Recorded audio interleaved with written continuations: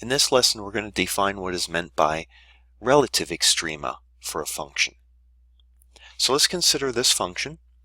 F of x equals 2x cubed minus 3x squared minus 12x for x in the closed interval from -3 to 4. Now the graph of this function is down here, looks like this, and you'll notice that we have an absolute maximum right here.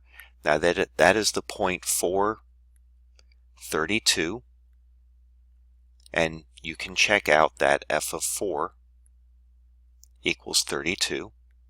That is our absolute maximum. And right here we have an absolute minimum of -3, -45. And you can check out that f of -3 equals -45, and that is our absolute minimum. But we have two other points here of interest.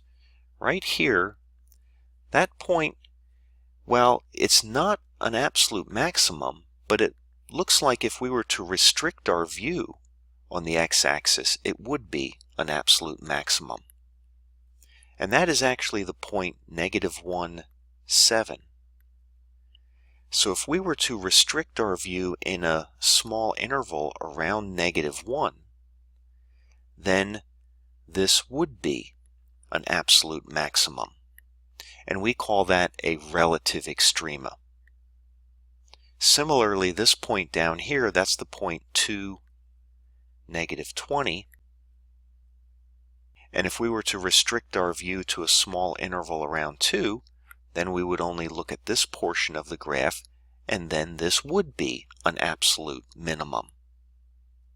So we call these 2 points relative extrema, and we call this one a relative maximum and that one a relative minimum.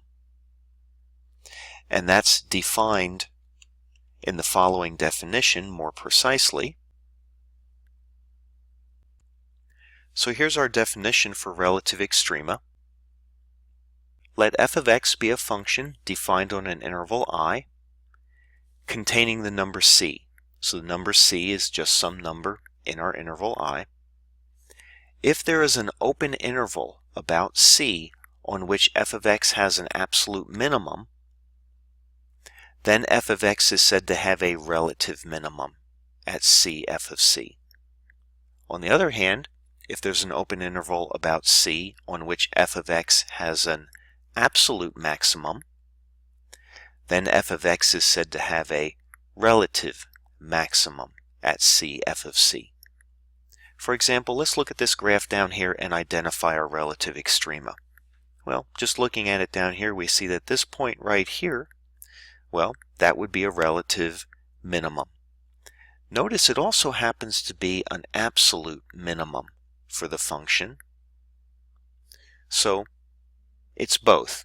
This is a relative minimum and an absolute minimum right there.